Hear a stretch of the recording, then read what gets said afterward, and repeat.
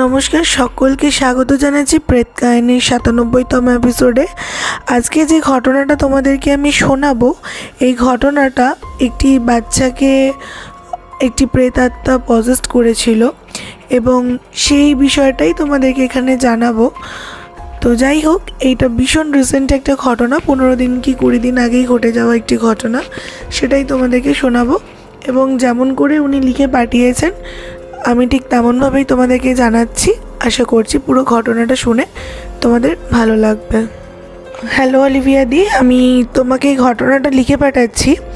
এই ঘটনাটা আমার মেয়ের সঙ্গেই ঘটে যাওয়া একটি ঘটনা।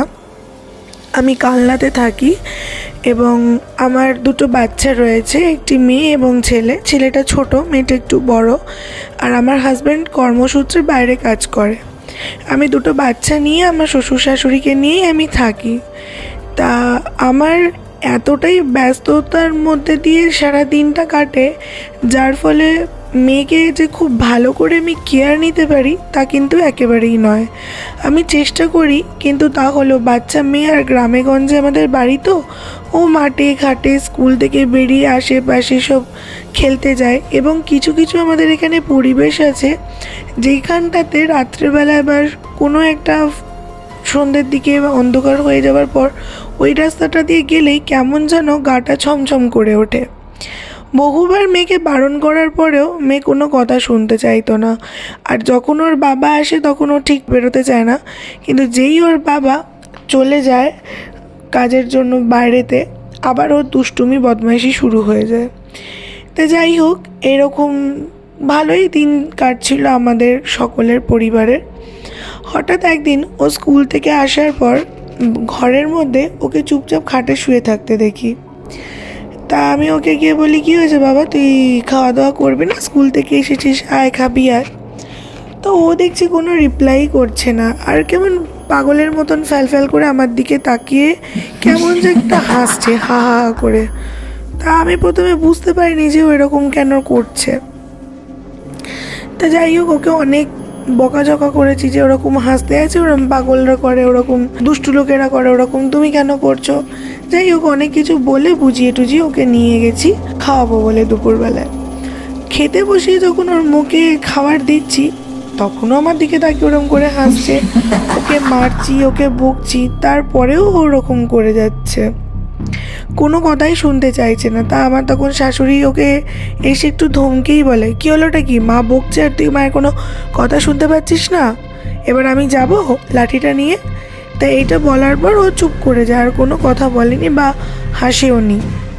তারপরে যাই হোক, খাওয়া দাওয়া করি। ওকে যখন ঘুম পাড়াতে যাই ঘরটা বন্ধ করে দিই, ঘরের দরজাটা আর কি বন্ধ করে দিই, আর ছেলেটাকে ঘুম পাড়িয়ে দিই, পাশে ওকেও ঘুমানোর জন্য বলি।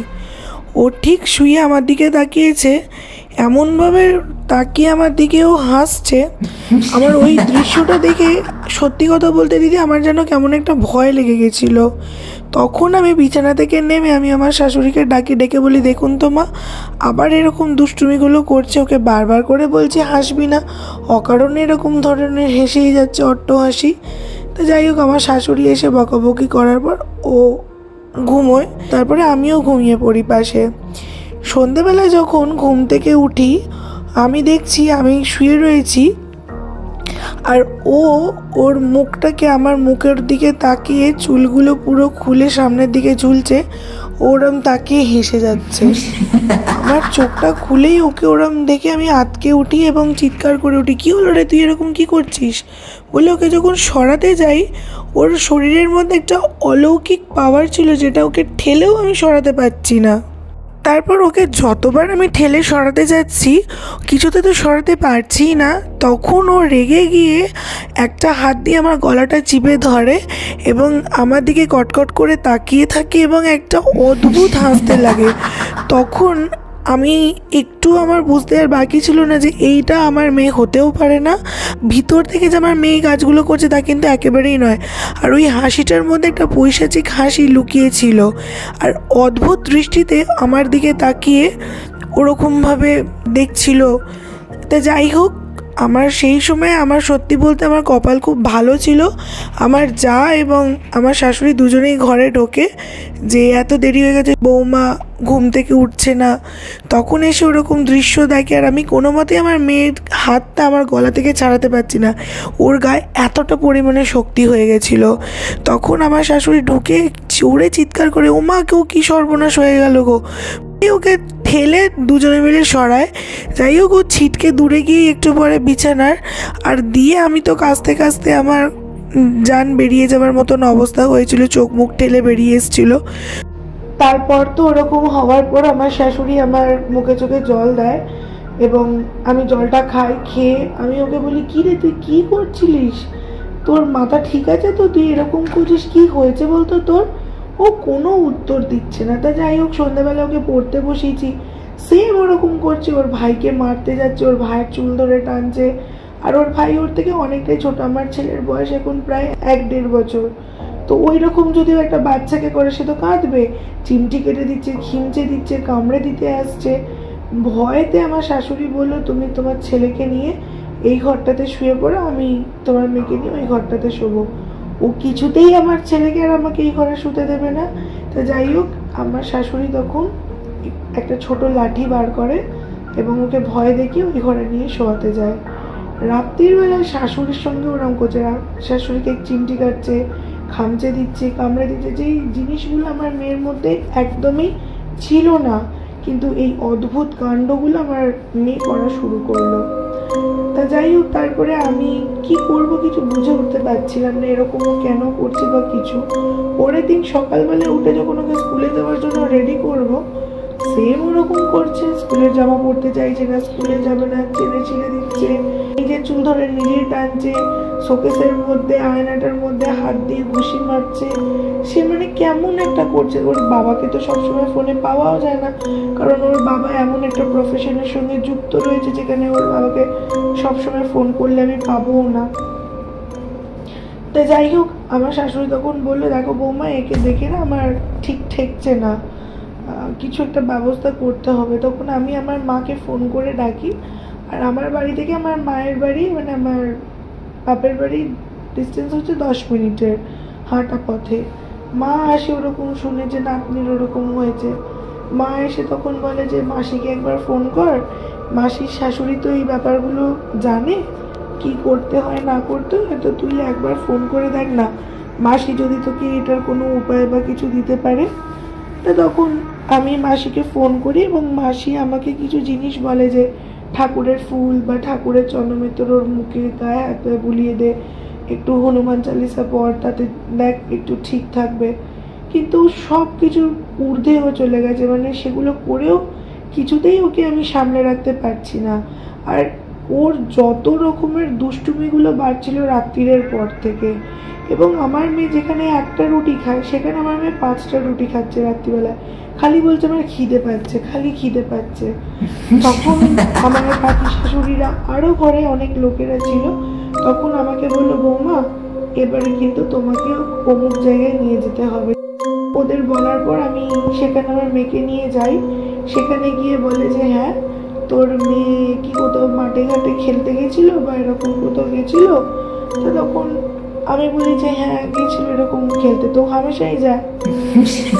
তা তখন ওই দরগার যিনি বাবা ছিলেন, আমি নামটা নিলাম এখানে, তো সে আমাকে বলল যে হ্যাঁ, তোর মেয়ে এমন কোনো একটা জায়গায় খেলতে গিয়েছিল, সেই জায়গাটাতে কোনো একটি গাছ ছিল, সেই গাছের নিচে কোনো কলসি রাখা ছিল এবং ওই কলসিটা মন্ত্রভূত করে ওই গাছের ওখানে রেখে দিয়ে এসেছিল। ওপরে লাল রঙের শালু কাপড় দিয়ে মোড়া ছিল কিছু তাবিজ দিয়ে। তোর মেয়ে খেলার চলে হয়তো সেইটাকে খুলেছে এবং ওর ভিতরে যে আত্মাটাকে বন্দি করে রাখা হয়েছিল সে আর কিছু না পেয়ে তোর মেয়েকেই পজেস্ট করেছিল, আর তার জন্যই তোর মেয়ে ওইরকমভাবেই হাসছিল। আর যে ধরেছে সে একটি বাচ্চাই ছিল, তাই জন্যই তোর মেয়েকে সঙ্গী করবে বলেই ওরম করছিল। এটা যদি আর কিছুদিন রেখে দিতিস হয়তো তোর মেয়ে মাথা খারাপ হয়ে যেতে পারতো বা আরও অনেক বাজেভাবে ক্ষতি হতে পারতো। তবে যাই হোক, তুই অনেক তাড়াতাড়ি দ্রুত এই কাজটা করেছিস, এর জন্য তোর মেয়ে সুস্থ হয়ে যাবে। আমি কিছু জিনিস দিয়ে দিচ্ছি আর আমি ঝাড়িয়েও দিচ্ছি। তা যাই হোক, ওখান থেকে ঝাড়িয়ে নিয়ে আসার পর এখন আজকে মনে হয় 1 সপ্তাহ হবে আমি ওখান থেকে এসেছি ঝাড়িয়ে। আমার মেয়ে এখন ভালো আছে, তবে মাঝখানে কিছুদিন অসুস্থ ছিল।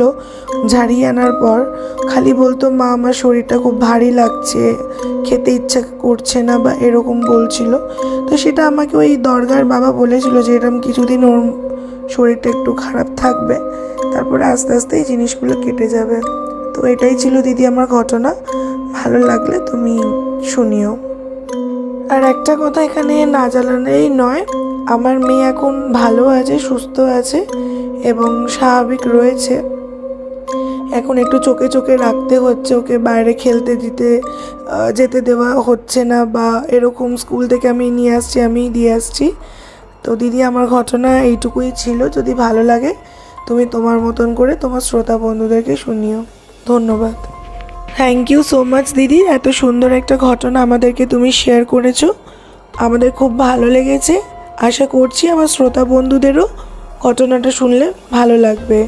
আর এরকম ঘটনা প্রেত কাহিনীতে এর আগে শুনেছি বলে আমার মনে হয় না। চেষ্টা করছি প্রেত কাহিনীতে এরকম নিত্য নতুন কিছু ঘটনা বা নতুনত্ব কিছু জিনিস আমি শেয়ার করব, আর সেটাই করছি। আর এখনও অবধি যারা যারা মনে করছো আমাকে ঘটনা পাঠাবে, নিচের ডেসক্রিপশনে সমস্ত লিঙ্ক নাম্বার প্রোভাইড করে দেওয়া রয়েছে, তোমরা ফটাফট আমাকে ঘটনা পাঠিয়ে ফেলতে পারো। আর আমাদের কিন্তু এখন নতুন আরও শর্টস স্টোরি আসতে চলেছে, যেগুলো তোমাদের খুবই ভালো লাগবে শুনলে। আরও একটা কথা এখানে আমি শেষ করবার আগে জানিয়ে রাখতে চাইছি, সেটা হচ্ছে আমাদের যে ঘটনাগুলো আমাদের চ্যানেলে শোনানো হয় বা আমরা যেগুলো প্রত্যেক উইকে রবিবার করে আপলোড করি, সেই ঘটনাগুলো আমরা চেষ্টা করি অথেন্টিক এবং সত্য ঘটনাই দেওয়ার। এবং যারা আমাকে যেভাবে ঘটনাটা পাঠায় আমি ঠিক এক্স্যাক্ট ওই ঘটনাটাই এখানে আমি বলি। এর বাইরে গিয়ে আমি কোনো স্ক্রিপ্টেড ঘটনা এখানে শেয়ার করি না।